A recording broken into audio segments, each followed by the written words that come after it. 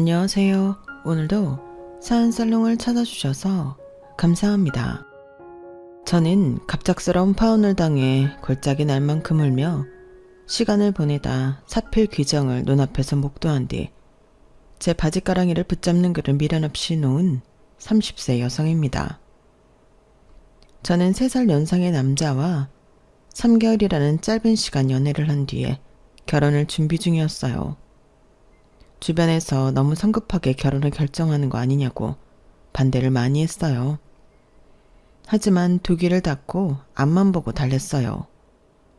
그런데 상견례를 하고 한 달이 지났을 때 편하게 예랑이라고 할게요.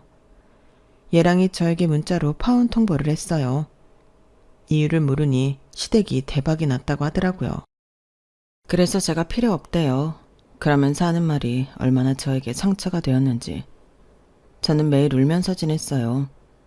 겨우 예식장과 기타 등등을 취소하고 칩거했죠. 그런데 사필 규정이라고 하죠. 모든 일이 반드시 바른 대로 돌아간다는 말이잖아요. 인과응보라는 말도 있고요. 정말 그런 말이 괜히 나온 게 아니라니까요. 시댁 사업에 치명적인 문제가 생긴 거예요. 그래서 폭삭 망했죠. 그리고 예랑이 저를 찾아왔는데 왜 찾아왔는지, 그래서 제가 어떻게 했는지 궁금하시죠? 지금 시작할게요. 저는 유능한 경찰의 이녀 중 맏딸로 태어났어요. 저희 친가는 법률계 사람들이 많은데요. 저희 할아버지가 국가수사본부장까지 하셨고 큰아버지가 경찰청에 계시고 막내 부모가 겸사세요. 지금 저희 아빠도 경찰청에 계시고요. 그래서 저희 가족은 어릴 때부터 불의를 참지 말고 정직할 것을 교육받았어요. 그리고 아무래도 각 지역의 사건 사고를 다루는 직업이다 보니 안전에 늘 유의하라는 말을 들었죠. 더군다나 아빠는 딸만 둘이어서 저희 자매를 제약하고 간섭하는 것도 없지 않았어요. 특히 성적이 떨어지는 것보다 규칙을 어겨서 벌점을 받아오는 것에 더 혼이 났죠. 아빠는 영재보다 누구에게나 모범이 될 수 있는 사람이 되라고 누누이 말씀하셨어요. 여기까지 들으시면 저희 가족 분위기가 좀 삭막할 거라고 예상하실 수도 있겠어요. 하지만 저희 가족은 화목하고 단란했어요. 저희 아빠가 경찰청에서는 무섭다고 소문이 나 있지만 지인들 사이에선 완전히 딸바보의 애처가로 유명해요. 물론 숨길 수 없는 카리스마 때문에 다들 믿지 않지만 고등학생 때까지 아빠가 출근하면 포옹을 했는걸요. 퇴근을 할 때도 늘 문 앞에 마중을 나와 포옹을 해드렸죠. 사춘기가 심했을 땐 가끔 아빠에게 인사만 할 때도 있었어요. 그러면 아빠는 눈에 띄게 서운해했어요. 그리고 저희 아빠가 가장 좋아하는 시간은 내 가족이 함께 모여 저녁을 먹는 시간이에요. 저희 가족은 저녁을 먹는 시간이 다른 집보다 긴데요. 1시간 정도 먹는 것 같아요. 서로 오늘 있었던 일들을 희노애락과 함께 털어놓곤 했죠. 그리고 아빠는 한 달에 한 번은 꼭 여행을 가기 위해 노력했어요. 추억을 많이 만들고 싶어 하셨죠. 이번에는 저희 엄마 이야기를 잠깐 할게요. 저희 엄마는 중학교 음악교사로 재직 중이시고 교육을 업으로 삼고 있기 때문에 저희를 당신의 교육 철학에 맞게 올바르게 키우려고 노력했어요. 그러면서도 저희가 자유롭게 크도록 옆에서 도와주었죠. 한 번도 저희에게 화를 내신 적이 없어요. 따끔한 충고는 했지만 질책을 하거나 언성을 높이거나 하지 않았어요. 그리고 학교에서 가르치는 것처럼 공정하고 공평하게 저희를 키우셨죠. 그래서 엄마한테 혼날 땐 억울한 것도 없었어요. 그리고 저희 부모님은 저와 여동생에게 지원을 아끼지 않았어요. 안정적으로 경제활동을 하는 부모님 덕분에 저와 제 여동생은 어렸을 때부터 가지고 싶은 게 별로 없었어요. 이미 다 가지고 있었거든요. 어디를 가든 부러움의 대상이었어요. 최신 기계나 신상, 유행하는 것과 유행할 것 모두 가지고 있었어요. 그리고 저는 남들은 하고 싶어도 못하는 악기들을 쉽게 배우고 최종적으로 바이올린을 전공으로 선택할 수 있었어요. 그리고 제 동생은 미국으로 유학을 가 대학원까지 자기가 하고 싶은 공부를 할 수 있었죠. 물론 무슨 경찰이 무슨 교사가 자식들한테 그렇게 퍼줄 수 있어? 라고 의문을 품으실 분도 계실 것 같아요. 솔직하게 말씀드리면 친가와 외가 둘 다 잘 살았어요. 친가는 앞서 말씀드렸다시피 법률계 집안으로 명예도 있고요. 그리고 외가는 분홍이 땅 부자예요. 어릴 때부터 시장에 가면 저희 식구들을 엄마를 모르는 사람이 없었어요. 그래서 그런지 두 분 다 천성이 여유롭고 그걸 저희 자매가 물려받았어요. 동생은 모르겠는데 저는 종종 이런 말을 듣곤 했거든요. 얘들아, 예은이는 뒤에서 누가 밀쳐도 웃으면서 뒤돌아볼 것 같지 않니? 맞아, 맞아. 오히려 괜찮냐고 할 것 같아. 솔직히 말해봐. 너 싫어하는 사람 있을 것 같아. 없을 것 같지? 그런 걸 생각해서 뭐해. 나 좋아하는 사람들이 이렇게 많은데. 봐, 그렇다니까. 너는 천성이 너무 착해. 그래도 가끔 이상한 애들 붙으니까 의심은 하는 게 좋을걸? 그래. 구김이 없어 보이는 것도 먹잇감 되기 쉽다. 먹잇감이라니. 무슨 동물의 왕국도 아니고. 그런데 구김이 없어? 응. 우리 엄마가 그러더라. 예은이 같은 사람을 구김이 없다고 하는 거래. 친구의 말에 다들 동의하는 눈치였고 그 이후로도 구김이 없다는 말을 종종 들었는데 사실 그때만 해도 그게 칭찬이라고 생각했어요.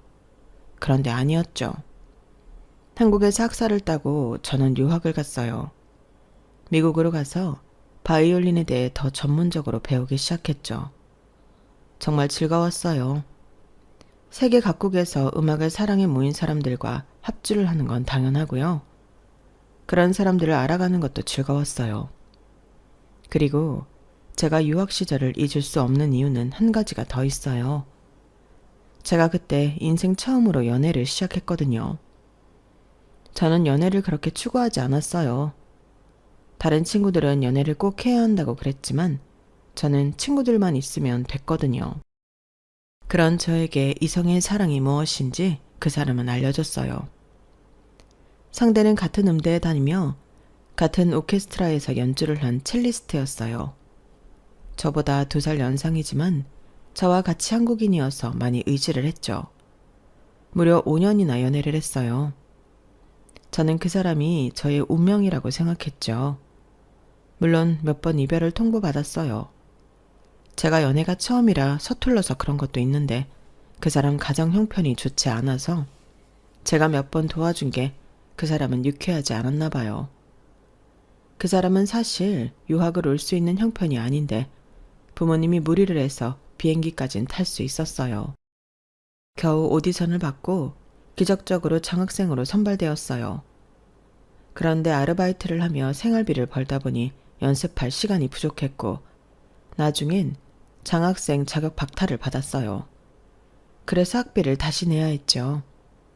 그래서 제가 도와줬어요. 제가 자취한 집으로 들어오라고 했고 식비와 생활비 전부 내지 말라고 했어요. 아르바이트에서 번 돈은 학비로 모두 충당해.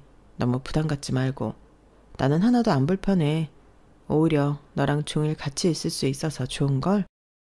어떻게 그래. 내가 월세 조금이라도 보탤게. 아니야, 그럴 필요 없어. 어차피 내가 내는 것도 아니고 우리 부모님이 내는 거야. 식비랑 생활비도 우리가 많이 먹지 않으니까 내가 받는 돈이면 충분해. 그래도 너도 놀고 그래야지. 사고 싶은 것도 있을 테고. 나 그런 거 없어. 그러니까 너는 다른 생각하지 말고 학비 벌고 연습만 해. 절대 유급당하면 안 된다. 네가 그럴 리 없지만 나 너 없이 학교 다니기 싫어.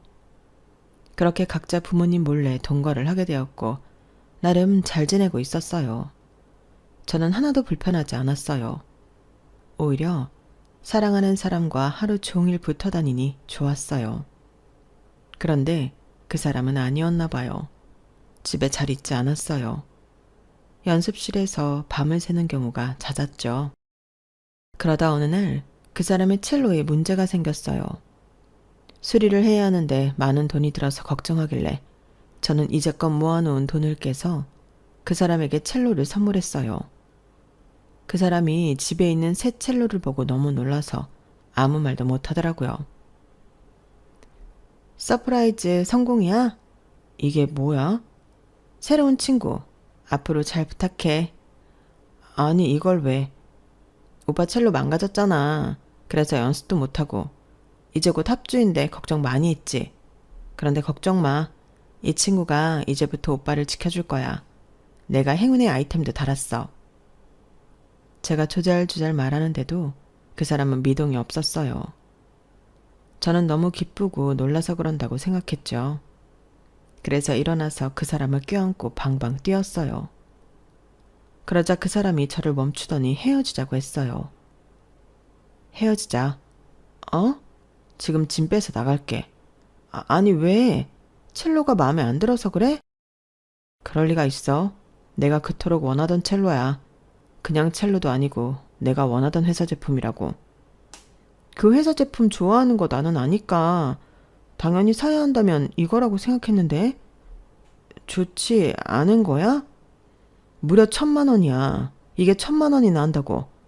날 얼마나 비참하게 만들어야 속이 시원해? 나를 어디까지 끌어내릴 생각이야? 내가 오빠를 언제 끌어내렸다고 그래? 너는 세상이 아름답지? 세상이 핑크빛이지? 너 그러는 거 얼마나 재수없는지 아냐? 뭐? 세상에 있는 행운은 다 네 거고 세상에 있는 불행은 다 내 거야. 그치? 또 한 번 그렇게 말해보지 그래? 왜 그렇게 꼬아서 생각하냐고. 좀 더 다르게 생각해보라고. 밝게 살아야 밝은 기운이 온다고. 뭐 계속 떠들어봐. 대체 무슨 말을 하는 거야? 네가 그렇게 말했잖아. 아니야? 맞는데 그건 오빠가 매번 나쁘게만 생각하니까. 그래서 내 첼로가 망가진 거다. 내가 나쁘게만 생각하니까. 누가 그렇대? 나는. 그래, 너는 다 나 좋으라고 하는 말이지. 근데 그건 알아둬라. 너 구김없는 거 진짜 재수없어. 갑자기 왜 그래? 갑자기 아니야. 매번 그렇게 생각했고 그러면서도 참았어. 참았다고? 이제껏 나를 참으면서 만났다는 소리야? 그래, 참으면서 만났어. 네가 매일 나한테 강요하는 긍정 듣기 싫었어. 재수없었어. 너는 네가 앞으로도 핑크빛이라고 생각하지. 근데 내가 장담 하나 할까? 너 그러다 분명히 무너져. 너 같은 것들이 무너지면 답도 없어.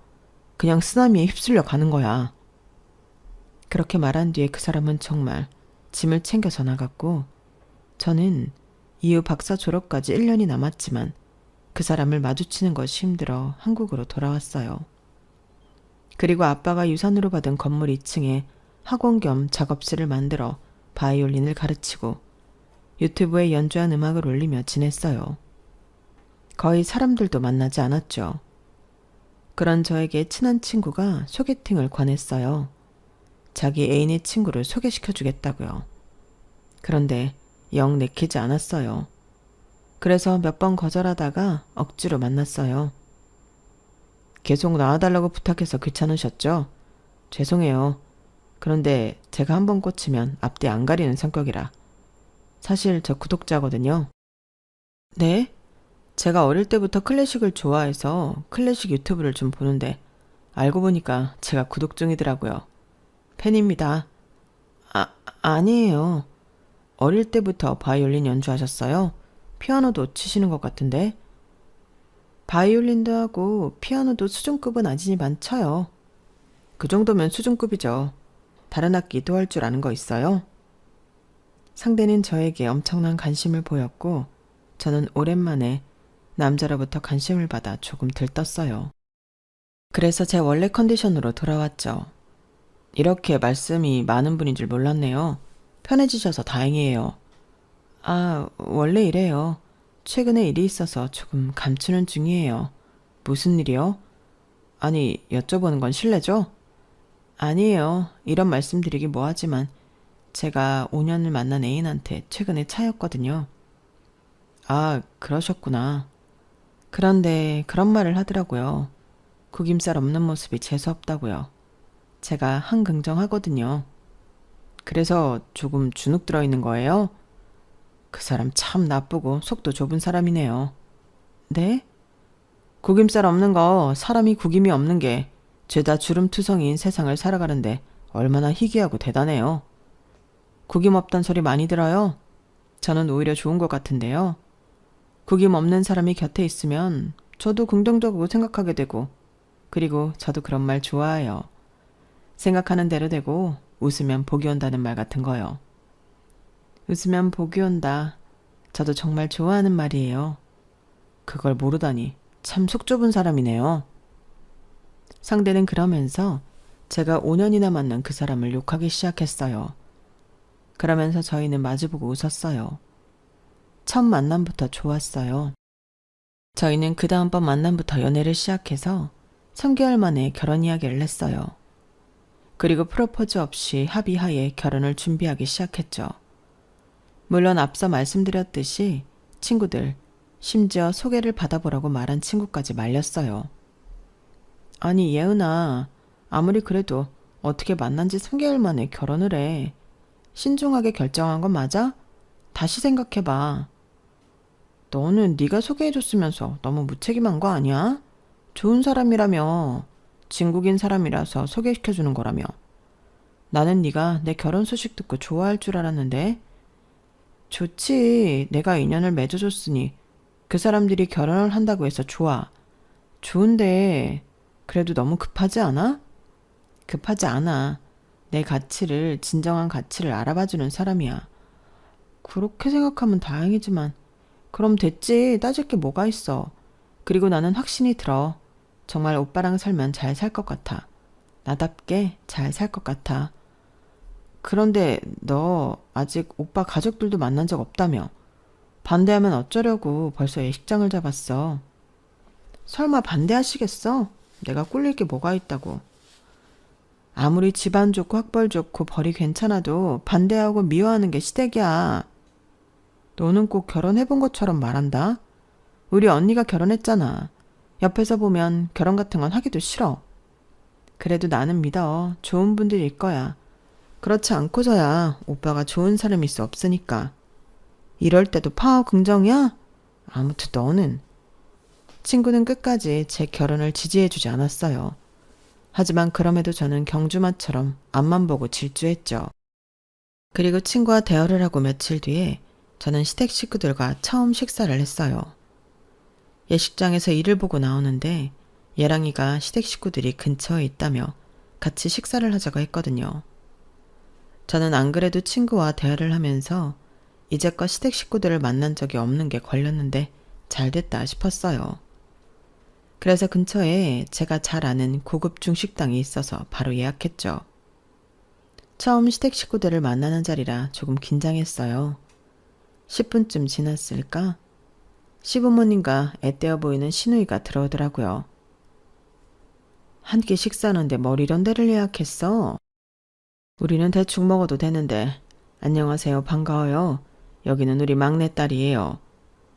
안녕하세요. 혹시 많이 불편하세요? 그래도 처음 뵙는 자리인데 좋은 곳에서 식사 대접해드리고 싶어서요. 대접? 아, 그럼 아가씨가, 아니 우리 며느리 될 사람이 사는 거야? 그럼요. 제가 대접해드려야죠. 통이 큰 모양이네.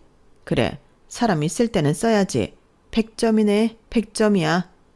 당신은 뭘 얼마나 봤다고 100점이야. 100점은. 아가씨는 뭐 하는 사람이에요? 우리는 그것도 몰라서. 바이올린 가르치고 있습니다. 가끔 오케스트라에서 연주도 하고요. 클래식? 교양 있는 직업이네. 그런데 악기를 배우려면 돈이 많이 들지 않나? 엄마, 바이올린 그거 엄청 비싸요. 그것뿐인 줄 알아? 예은이 유학도 다녀왔어요. 엄청 유명한 음대. 어머, 정말 부자인가 보다. 엄마, 저 시계랑 가방 전부 명품이에요. 그거 이번에 신상으로 나온 거 아니에요? 안 그래도 사람이 좀 부티가 나 보인다고 이야기하려고 했어. 내가 사람 보는 눈이 있잖아. 그래서 부모님은 뭐 하시나? 아버지는 경찰청에 계시고 어머니는 중학교 음악교사로 계세요. 경찰청은 그렇다 쳐도 중학교 교사가 돈이 그렇게 많나? 그래도 부족함 없이 컸어요. 예은이 외가 쪽이 엄청난 분홍의 땅 부자예요. 어머, 그러니? 너는 어디서 이런 보물 같은 여자를 찾았어? 복도 많다. 언니, 저 그 가방 한번 봐도 돼요? 어허, 지금 뭐 하는 거야? 교양업계. 우리가 뭐 거지 새끼도 아니고. 그래, 그렇게 말하고 행동해야겠어.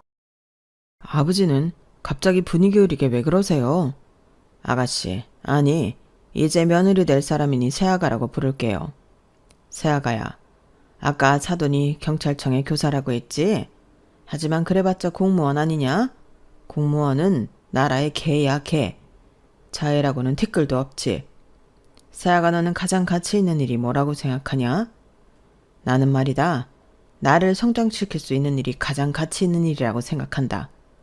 그리고 가장 나를 성장시킬 수 있는 일은 사업이야. 우리 아들이 말했는지 모르겠지만 나 사장이다. 내가 CEO라고. 아무리 너희 부모님이 경찰청의 높은 직급이고 교사라고 나만큼 벌까. 아까 들어올 때 봤는지 모르겠지만 나 벤츠 타고 다닌다. 집도 2층짜리 전원주택이지. 아까 외가댁이 분홍의 땅 부자라고? 우리도 땅이 있다. 세도 주고 있어. 못 믿겠으면 서류 떼 와서 보여주마. 지금 얼굴 보니까 믿지 못하는 모양인데 정말 원래 부자는 겉으로 티가 안 나는 법이야. 왜냐하면 부자라는 걸 티내기 위해 명품을 사고 몸에 두르고 다니진 않으니까. 나도 개인적으로 그런 건 사치라고 생각해. 그러니까 돈이 없어서, 돈이 모자라서 그러는 게 아니야. 우리는 검소한 거다. 검소하면 좋죠. 현명하시네요. 그래서 우리 승준 씨도 검소하고 알뜰한가 봐요. 그리고 저도 아까 들어오시기 전에 아버님 차 봤어요. 좋은 차던데요. 아버님이랑 잘 어울리세요. 그렇지? 내가 사람들 만나는 일이 잦아서 차는 좋은 걸 해야겠더라고. 영업하시는 거예요? 영업이라기보다는 내가 원래 여행사를 했거든. 그래서 세계 각국의 좋은 상품들을 잘 알고 있어. 건강식품뿐만 아니라 미용상품, 생활용품까지 섭렵하고 있지. 여행사를 하셨구나. 그래, 13년 정도 했는데 내가 누구 밑에 있는 성격이 아니야. 엄청 진취적이고 사람을 이끄는 힘이 있거든. 그래서 철저하게 계산해서 모든 걸 다 준비한 끝에 사업을 시작했어. 나를 따라서 온 여행사 직원들도 많았지. 지금도 같이 하고 있고. 그리고 보란듯이 성공했어. 내 생각이 맞았던 거야. 좋은 물건을, 그것도 구하기 어려운 외국 물건을 합리적인 가격에 파는데 성공하지 못할 이유가 없지. 우리 회사 모토가 뭔 줄 알아? 굿서클이야. 좋은 물건을 합리적인 가격에 팔고 산 사람들이 주변에 알리고 또 알리고. 우리 회사에 단골이 얼마나 많다고. 물론 신고 고객도 많지만. 그런 운영 철학도 있고 정말 멋진데요. 그런데 직원도 많을 것 같은데 직접 영업하시는 거예요? 원래 사장이 더 움직여야 하는 거야. 그래야 직원들도 더 열심히 하지. 정말 멋있으시네요. 그런데 아까 학원 운영하고 있다고 했지? 그것도 어떻게 보면 사업인데 학생 수가 어떻게 되나? 그렇게 많진 않아요. 학원도 그렇게 크지 않고요. 더 키워야지. 나이도 젊은데 패기가 없네. 그래도 아버지, 예은이가 어디서 학원 하는 줄 아세요? 우리 지역에서 제일 비싼 동네에서 해요. 그런데 그 건물이 장인어른 건물이에요. 거기 엄청 비싸던데? 건물이 몇 층짜린데? 한 5층 되나? 그럼 값이 꽤 나가겠네. 그 건물이 위치도 좋아서 들어가겠다는 사람이 엄청 많대요. 그런데 장인어른이 예은이를 위해서 2층 한 칸 준 거예요. 그것도 2층에서 제일 넓은 칸으로요. 어머, 딸을 끔찍이 생각하시네. 아가씨 외동이야? 외동은 아니고 맞이예요. 어머, 그래도 맞이가 좋지. 우리 아들 아주 땡 잡았네. 그럼 결혼 허락하시는 거죠? 그럼 찬성 안 할 게 뭐가 있니? 엄마는 찬성이다. 아버지는요? 너희들이 좋다는데 뭐. 아무튼 새아가 너는 사업을 더 키워라. 사업은 그런 마음가짐으로 해서는 안 돼. 욕심을 가져야지. 그리고 다음 날엔 예랑이가 요구해서 저희 집 식구들을 만났어요. 저희 집은 갑작스러운 결혼 소식에 당황했지만 제가 원하기 때문에 허락하셨어요. 그렇게 저희 커플은 더 적극적으로 결혼 준비를 했죠. 그런데 예랑이 저에게 진지하게 할 말이 있다고 했어요. 진지하게 할 말이 있어. 나 곧 퇴직할 거야. 그만두고 아버지 회사에 도움이 되고 싶어. 뭐? 아니, 그럼 우리 둘 다 사업을 하는 건데 그래도 회사에 있는 게 낫지 않겠어? 누가 하나라도 안정적으로 벌어야 하잖아. 혹시 회사에서 무슨 일 있는 거 아니지? 그런 거 없어. 나 일 잘해. 다른 증권사에서 스카우트 제의도 들어온다고. 다만 난 도전하고 싶은 거야. 그리고 공무원이 아닌 이상 평생 안정적인 건 없어. 회사가 망하면 끝이라고. 오빠 회사가 망할 리 없잖아. 잘 나가는 증권사인데. 반대하는 거야? 둘 다 불안정한 수입이면 불안할 수밖에 없잖아. 네가 왜 불안정해? 적어도 너는 장인어른 건물에 있잖아. 세도 안 내고 관리비도 안 내고 학원 등록하는 사람들도 늘고 있다며. 나는 이제 새로운 사업을 할 거라 당장 수입은 보장하지 못하지만 그래도 나는 네가 있어서 도전할 수 있을 것 같은데 그러다가 안 되면? 어라? 긍정파워 예언이가 어디 갔지? 나는 네가 그런 사람이라서 결혼까지 생각하는 건데. 그리고 영 불안하면 장인 어른한테 건물을 미리 달라고 해. 건물을 달라고 하라고? 어차피 너한테 줄 거 아니야? 네가 맞으잖아. 왜? 아니래? 첫째 준대? 아니면 나눠서 준대? 우리 아빠 아직 살아계시는데 무슨 그런 얘기를 해. 그런 이야기는 미리 할수록 좋아. 나중에 꼭 물어봐. 어떻게 할 생각인지. 그리고 나는 확신이 들어. 오랫동안 준비한 사업이기도 하고 되는 거야. 이건 반드시 되는 일이라고. 이제 내 눈앞에 돈길이 펼쳐질 거야. 떼부자가 되는 거라고. 무슨 사업인데? 그걸 발설하면 안 되지. 이제 네 앞날도 꽃길일 거다. 내 덕분에. 얘랑은 그렇게 말을 돌렸고 저는 얘랑이 앞으로 할 사업이 뭔지 전혀 몰랐죠. 그리고 상견례를 했어요. 도련님이 운영하는 일식집에서 진행되었어요. 제가 그러자고 한 건 아니고 남편이 결정한 부분이었죠. 그런데 먼저 도착한 시아버지가 저희 부모님에게 대뜸 그랬어요. 아유, 사돈어른 반갑습니다. 돈 굳어서 좋으시겠습니다. 네, 여기가 저희 둘째 아들 식당이거든요. 새아가, 너는 그런 것도 말하지 않았니? 아니요, 알고 있습니다. 아, 아십니까? 돈 굳어서 좋으시겠어요. 여기 엄청 비싼 데인데. 우리 아들이 일본에서 요리를 배워서 몸값이 어마어마하거든요. 시아버지의 말에 저희 부모님은 당황해 어색한 미소를 보였어요. 그리고 시부모님은 자기 아들의 식당에서 상견례를 하고 있다는 것을 누누이 강조했어요. 그래서 결국 저희 아빠가 돈을 내겠다고 했죠. 안 그래도 오늘 영업 쉬는 날인데 가게 문을 열어 장소를 마련해 주어서 감사하다고 생각했어요. 나중에 계산하도록 하죠. 그러자 도련님이 손사래를 치며 괜찮다고 했어요. 야, 그래도 준다고 하면 받아. 너는 뭐 땅 파서 장사하니?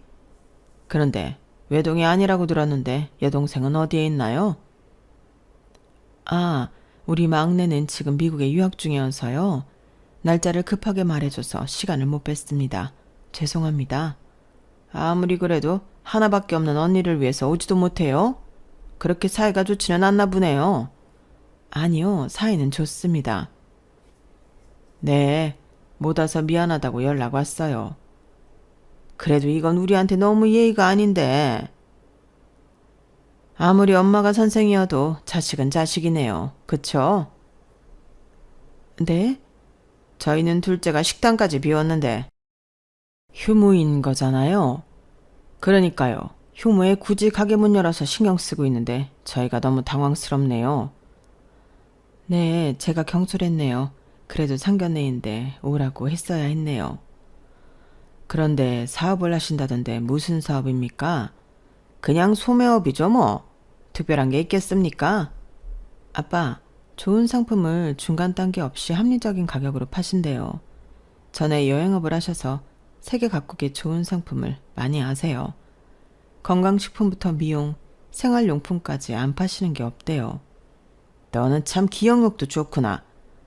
그게 정확히 업종이 뭡니까? 따님이 방금 말씀드렸잖아요. 그러니까 그게 사람들이 사돈이랑 이야기하길 거리죠? 네.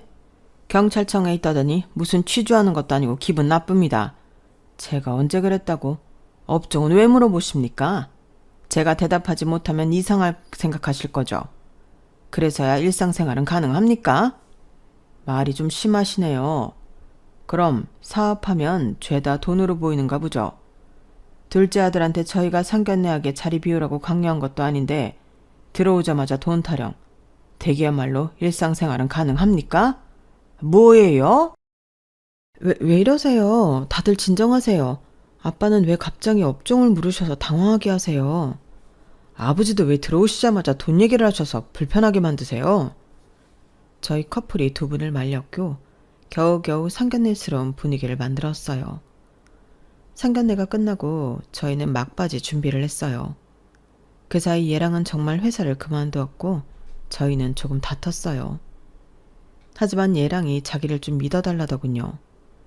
이번에 정말 자신 있어. 그리고 네가 믿어주지 않으면 내가 어떻게 힘을 내겠어? 조금 더 나를 믿어줘. 저는 그 말에 얘랑을 믿기로 했고 그 사이 아빠가 결혼을 축하한다며 저희 부부가 살 집을 구해줬어요. 저희 커플은 결혼 전에 살림을 합치기로 했어요. 그런데 얘랑이 물건이 별로 없는 거예요. 물건이 왜 이것뿐이야? 집에 있는 오래되고 낡은 건 안 가져왔어. 어차피 필요하면 다시 사면 되니까. 그리고 나 한동안 집에 못 들어올 거야. 알다시피 이제 사업을 시작해서 할 일이 많아. 뭐? 그럼 이 집에서 나 혼자 있으란 말이야? 아예 집에 안 들어온다는 건 아니고 다 우리 너를 위해서니까 너그러운 마음으로 이해해. 얘랑은 그런 말을 하더니 정말 신혼집에 들어오지 않았어요. 그리고 시댁에서 지냈죠. 예비 시어머니가 어느 날 저에게 그러더라고요. 너는 남편이 여기서 혼자 고생하는데 얼굴도 한번 안 비추니? 여기라뇨? 사무실에 있는 거 아니에요? 우리 집에 있는데 무슨 소리니? 그리고 이제까지 사무실에 있는 줄 알았으면 더 자주 사무실에 가봤어야지. 내가 사무실에 있는 동안 한 번도 네 얼굴 못 봤다. 우리 아들이 지금 뭐 때문에 누구 때문에 이렇게 고생하는데 너는 도와주지도 못할 망정 아주 남처럼 대하는구나. 어머님 그런 게 아니라 이래서 내가 공주처럼 큰애는 싫다고 한 건데 내가 어디서부터 어디까지 가르쳐야 하는 거니? 죄송해요.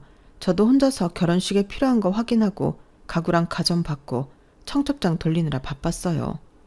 우리 아들이 바쁜데 네가 당연히 해야 하는 것들 아니니? 당연히 해야 하는 거라고 예비 시어머니는 말했지만 어떻게 결혼을 혼자 준비하나요? 저는 솔직히 불만이 가득 차 있었어요. 얘랑은 겨우 턱시도만 맞추고 결혼 준비를 전혀 도와주지 않았거든요. 저는 얘랑이 미워서 시어머니의 말에도 시댁을 한 번도 찾아가지 않았어요. 그리고 얘랑에게서 문자가 왔어요. 결혼을 하지 말자는 문자였어요. 저는 그 문자를 받고 곧바로 얘랑에게 전화를 했어요. 오빠, 이게 무슨 말이야? 말 그대로야. 결혼하지 말자. 뭐? 왜? 내가 너랑 결혼을 해야 할 필요가 없어졌어. 필요? 니네 집 이제 필요 없어. 꺼져라. 그게 대체 무슨 말이야? 우리 집 대박 났거든. 그리고 앞으로도 이럴 거고. 그러니 고작 건물에 땅 조금 있는 너희 집은 이젠 필요 없어. 잘 살아라. 정말이야? 아마 우리 파혼 소식 그리고 우리 집 대박 난 거 들으면 너희 아빠가 뼈저리게 후회할 거다. 우리 아빠가 왜? 대가 투자하라고 했을 때 했으면 지금쯤 너희 아빠도 대박 났을 거고 우리는 파혼을 안 했겠지. 그런데 콧대만 높은 너희 아빠가 감히 우리 회사에 투자를 안 하겠다고 하더라고? 공무원이라 그런가?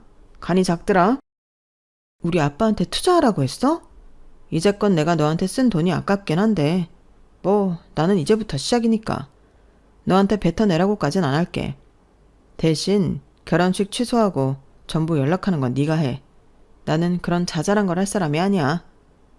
얘랑은 그렇게 전화를 끊었고 이내 휴대폰 번호까지 바꿔서 연락할 방법이 없었어요. 시댁에서도 제 연락을 전혀 받지 않았고요. 그리고 결혼식 일주일 전 저는 모든 것을 취소하고 정리했어요. 수수료도 제가 냈고요. 결혼을 못하게 됐다는 연락도 제가 했어요. 부모님에게도 어렵게 상황을 전했고 저는 집에서 일주일 동안 나가지 않으며 울기만 했어요. 그리고 부모님이 제가 있는 집으로 찾아왔죠. 어떻게 된 거냐? 저는 자초지종을 설명했어요. 그러자 아빠가 무척이나 화가 났죠. 뭐? 이제 네가 필요 없어? 걔 너한테 의도적으로 접근한 거 아니냐? 네가 좀 사는 집안 딸이라니까 의도적으로 접근한 거 아니냐고. 그거야 저는 모르죠. 그리고 내가 그 사기꾼 집단에 왜 투자를 해? 내 전 재산 다 잃으라고? 사기꾼 집단이라뇨? 네 시아버지 될 뻔한 사람 사기꾼이다. 20년 동안 일궈온 사업이 죄다 사기야. 내가 이름이 너무 나딕다 했어. 그래서 업종을 물어봤는데 교묘하게 피하기나 하고 거기서 꼬리를 잡았어야 했는데 좋은 일 하신다고 했어요. 좋은 일은 무슨? 비싸게 팔 수 있는 해외 상품만 가지고 노인을 대상으로 강매한 거다. 돌아다니면서 영업한다고 했지? 비닐하우스, 노인정 마을회관을 돌아다니면서 강제로 물건을 사게 한 거야. 그리고 공짜로 여행시켜준다고 하면서 노인들한테 노래 불러주는 척 물건 팔고 안 사면 협박하고 시세보다 10배, 15배 비싸게 팔았다더라. 인터넷도 못하는 노인들이 그런 걸 알 리가 있나? 결국 쌈짓돈 모아놓은 거 다 털리고 그걸 안 자식 손주들이 신고한 것만 수두룩해. 그런데 왜 잡혀가지 않았어요? 잡으려고 영장 신청하면 기각됐다. 알고 보니 법원에 아는 판사가 있더라. 법원에서 네 시아버지 될 사람이 일했던 여행사를 쓰고 있었어. 그때 친분이 지금까지 이어온 모양이야. 그리고 네 남편 될 사람도 결국엔 사기꾼이 되었더구나. 들어보니 7천만 원만 투자하면 10배가 넘는 8억 5천만 원으로 돌려주겠다며 사람들을 꼬드긴 모양인데 그 돈이 벌써 76억이 되었다더라. 지금 한 명이 친구를 해서 접수되었는데 영장이 발부될지는 모르겠구나.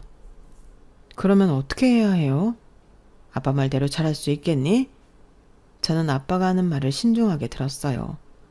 그리고 이내 시아버지는 체포되었어요. 방문 판매법 위반과 협박죄로 체포되었죠. 그 소식을 들은 다음 날 예랑이가 저를 찾아왔어요. 네가 꾸민 짓이지. 20년 동안 한 번도 이런 일 없었어. 우리 아버지는 좋은 물건을 합리적인 가격으로 팔았을 뿐이야. 굿서클. 기억하지? 너도 분명 좋은 철학이라고 그랬으니까. 그런데 어떻게 이럴 수가 있어? 정말 가슴에 손을 얹고 그런 말을 할 수 있어? 지금 너희 집 사업 때문에 울고 있는 사람이 몇인데. 누가 그래? 그리고 설령 그런 사람이 있다고 한들 네가 우는 것도 아닌데 무슨 상관이야? 네가 너희 집이 그런 식으로 생각해서 이런 일을 벌인 거구나. 정말 사람이 어떻게 그렇게 지독하니? 그래, 네가 실컷 떠들어봐. 어차피 우리 아버지는 무혐의야. 우리가 그런 장치도 없이 일했을까 봐? 나도 알아. 너희 집이 CCTV 없는 장소에서만 강매를 유도했고 구매 합의 계약서 같은 것도 작성했더라. 환불 안내도 형식적이었겠지만 했고 정말 환불해준 기록도 있다지? 그래, 그러니까 우리 아버지는 무혐의야. 그런데 경찰분들이 그 이야기는 안 해줬니? 피해자들 다수가 진술서를 작성했다고? 뭐? 내가 그런 말을 믿을 것 같아? 그래, 믿지 못하겠지. 애초에 너랑 네 아버지가 진술서는 생각도 못하는 노인분들한테만 강매를 했으니까. 하지만 사실이야. 그 노인분들의 자식 손주들이 발벗고 나섰고 자식이나 손주 없는 분들에게도 정보를 줘서 많은 분들이 진술서를 작성했어. 그리고 구매합의 계약서에 있는 가격이랑 원가가 너무 다르더라. 뭐가 달라? 네가 봤어? 우리는 합리적인 가격에 물건을 팔아왔어. 합리적인 가격이라는 게 10배는 올려서 받는 거야? 나는 몰랐네. 내가 사업을 몰라서 그런가? 그리고 상품 설명비, 시음비 이런 말도 안 되는 수수료까지 포함되어 있더라. 그건 어떻게 설명할 건데? 네가 그걸 어떻게 알아? 아주 우리를 작정하고 물먹이겠다 이거지? 그래, 우리도 변호사 선임할 거야. 아주 유능한 사람으로. 네가 과연 그럴 시간이 있을까? 너도 곧 체포될 텐데? 내가 왜? 이건 아버지 사업이지 나랑은 관계없어. 나는 한 번도 판매한 적 없다고. 내가 너희 아버지 사무실 간 거 알지? 알지? 내가 결혼 못하겠다고 하니 찾아와서 따졌잖아. 너는 여자가 지조도 없니? 차이면 겸허히 받아들여야지 왜 찾아와? 자존심도 없어? 내가 과연 따지려고 갔을까? 이미 결혼식도 취소하고 손해도 내가 다 보고 결혼식 안 한다고 주변 사람들에게 알린 뒤였는데 나 지조 있어? 자존심도 있고. 대체 무슨 소리라는 거야? 내가 찾아간 건 너희 아버지가 강매를 하고 있다는 결정적 증거를 찾기 위해서였어. 그리고 생각보다 어렵지 않게 찾았지. 무슨 자신감인지 서랍장을 잠가놓지도 않았더라. 그래서 너희 아버지가 어떻게 물건을 팔았는지 알게 됐지. 너희 아버지 진짜 대단한 사람이더라.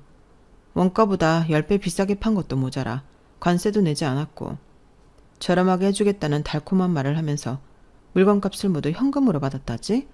현금 영수증도 안 해주고 말이야. 그거 다 탈세인 거 알고 있니? 그리고 내가 네 자리에서 전화를 한 통 받았는데 말이야. 내 자리에서 전화를 받았다고? 더 투자할 것 같은데 얼마나 받을 거냐고 묻더라. 그러면서 막 웃더라고. 사람들이 바보 같대. 어떻게 7천만 원을 8억 5천으로 만들어준다는 소리를 믿냐고. 그리고 네 서랍을 뒤지니까 네 사업 계획서가 나오더라. 아, 사업이 아니라 사기지? 너 그거 엄연히 범죄야. 네가 저지른 범죄를 내가 세상에 알리는 건데 그게 어떻게 범죄야. 정이지. 이제까지 돈 쉽게 벌어서 좋았지? 돈은 쉽게 버는 게 아니야. 다들 피땀 흘려 버는데 미안하지도 않니? 네가 그런 말을 하니까 우습다. 누구보다 쉽게 돈을 벌고 쓴 애가 아니야? 돈 많은 부모 만나 어릴 때부터 쉽게 얻고 쉽게 쓰고 쉽게 버리고 그런 여자한테 이런 소리 듣고 싶진 않은데? 그건 네가 나를 몰라서 하는 소리야. 나도 사회에 나오면서 어렵게 벌었어. 그런 애가 아버지 빌딩에서 학원을 해? 우습다. 아무리 그렇게 말해도 소용없어. 난 적어도 남이 피땀 흘려 번 돈 쉽게 얻으려고 하지 않았어. 나는 너랑 달라. 좀 여유로웠을 뿐이라고. 쉽게 생각하지 마. 그래봤자 너는 공주님이야. 공주님 주제에 피땀 흘려 번 돈? 우습다 우스워. 그래도 난 사기는 안 쳐. 그리고 네가 지금 날 우스워할 시간이 있어?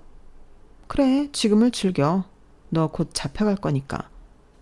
제가 그렇게 말하자 얘랑은 갑자기 표정이 변했어요. 그리고 저를 폭행하려고 했죠. 그래서 저는 경찰을 불렀어요. 경찰이 출동했고 그 길로 얘랑은 경찰서에서 나오지 못했어요. 사기 혐의가 더해져 재판을 받게 되었죠. 그리고 비슷한 시점에 시아버지도 재판을 받았어요. 재판 결과는 두 사람 모두 징역이었어요. 시아버지는 징역 7년, 얘랑은 징역 3년을 선고받았어요. 두 사람 다 항소를 하겠다고 난리였어요. 피해자들이 모두 재판장에 있는데 말이에요. 아빠가 정말 양심도 없는 사람들이라며 욕을 했고 피해자들도 고래고래 소리를 지르며 욕을 했어요. 그리고 결국 두 사람 모두 항소를 하지 않았어요. 피해자들의 울분을 들으니 못한 것일지도 모르죠. 저는 그 사람들이 적어도 그 정도의 양심은 있길 바라요. 그것도 아니면 어쨌거나 그 사람을 평생의 반려자로 선택한 제가 너무 초라해지니까요. 예랑이 감옥에 갔다는 소식이 제 주변에 퍼진 뒤에 저에게 많은 위로의 연락이 왔어요. 결혼을 하지 않길 잘했다는 연락이 대부분이었어요. 맞아요. 그런 남자와 결혼을 안 한 게 천만 다행이죠. 하지만 알 수 없이 저는 찜찜했어요. 예랑이 한 말들이 마음에 걸렸거든요. 돈을 쉽게 얻고 쓴다는 둥, 공주라는 둥. 저를 열받게 하려고 했던 말이라는 걸 알지만 그 말이 자꾸 제 가슴을 찔렀어요. 그래서 저는 아빠 건물에서 운영한 학원을 폐업했어요. 그리고 지금 오케스트라 오디션을 보러 다니는 중이에요. 오케스트라에 붙으면 집에서도 독립할 생각이에요. 부모님이 걱정하면서 말렸지만 지금이 아니면 독립할 수 없을 것 같더라고요. 물론 제가 사기를 치던 예비 시아버지 예랑과 동급이라고 생각하는 건 아니에요. 하지만 예랑의 말처럼 제가 남들보다 넉넉한 집안에서 돈이든 뭐든 쉽게 얻을 수 있었던 건 맞으니까요. 그래서 쉽게가 아닌 어렵지만 제 손으로 갈아보려고요. 그러다 보면 좋은 인연도 만나게 되지 않을까요? 여기까지가 제 사연입니다. 이야기 들어주셔서 너무 감사드리고요. 여러분들도 건강하시고 많이 행복하세요. 여러분, 사연 댓글에 응원과 현명한 조언 부탁드려요. 좋아요와 구독은 저에게 큰 힘이 됩니다. 오늘도 좋은 일 가득하세요.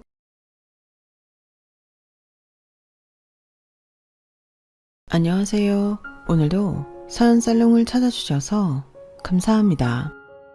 한때 결혼하고 6개월 만에 이혼을 선택했던 여성입니다. 세익스피어가 이런 말을 했대요. 인간의 본질은 안 바뀐다. 다만 가려질 뿐이다. 저는 이 말에 전적으로 동의해요. 특히 이번에 이혼을 결심하면서 그 말을 뼈저리게 느꼈거든요. 사람을 쉽게 용서한 결과가 엄청난 배신으로 돌아온다는 걸 진작 알았더라면 애초에 결혼 같은 건 하지 않았을 텐데 내가 내 발등을 찍은 기분이라니까요. 그래서 뒤늦게나마 결심한 이혼이었는데 제가 이혼을 하면서 가장 많이 들었던 말은 있었어요. 배부른 소리 한다. 한마디로 네 주제에 그 정도면 결혼 잘한 거지. 무슨 욕심이 그렇게 많아서 이혼을 하냐는 의미일 거예요. 도대체 무슨 근거로 제가 결혼을 잘했다고 생각하는 건지 잘 모르겠지만요. 아무튼 혼자 벙어리 냉가슴 앓기 싫어서 이렇게 공개적으로 제 남편과 시댁의 만행을 고발하려 합니다. 저는 딸만 둘인 집에 둘째 딸로 태어났어요. 우리 자매는 동네에서 소문이 자자했는데 그건 생김새 때문이었어요. 언니와 저는 1살 터울이 지는데도 생김새가 비슷하고 성격도 비슷해서 어릴 때부터 쌍둥이 같다는 소리를 많이 듣고 자랐거든요. 언니 별명은 큰 쌍둥이, 그리고 제 별명은 작은 쌍둥이였는데 언니랑 저는 그 별명을 꽤나 좋아했어요. 마치 우리가 둘이 아닌 하나인 것 같은 소속감을 느낄 수 있었거든요. 어린 제 눈에는 언니가 하는 건 뭐든 신기하고 대단해 보였어요.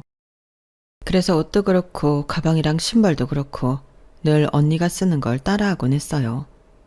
그래서 사람들이 언니랑 저를 쌍둥이로 오해했는지도 모르겠네요. 언니랑 저는 자라는 동안 단 한 번도 싸운 적이 없을 정도로 오해가 깊었어요. 그렇게 사이가 좋던 언니와 내가 처음으로 싸움을 하게 된 건 다름 아닌 남자 때문이었어요. 언니랑 같은 유치원에 다니던 오빠였는데 엄마들끼리 친했기 때문에 저희 집에도 자주 놀러 오곤 했어요. 이전까지는 언니는 늘 제 독차지였는데 그 오빠가 나타난 이후로는 저를 들러리로 전락해버린 거예요. 동갑내기에 같은 유치원까지 다니고 있어서 둘은 무척이나 친했던 탓에 둘 사이에 제가 낄 틈이 없더라고요.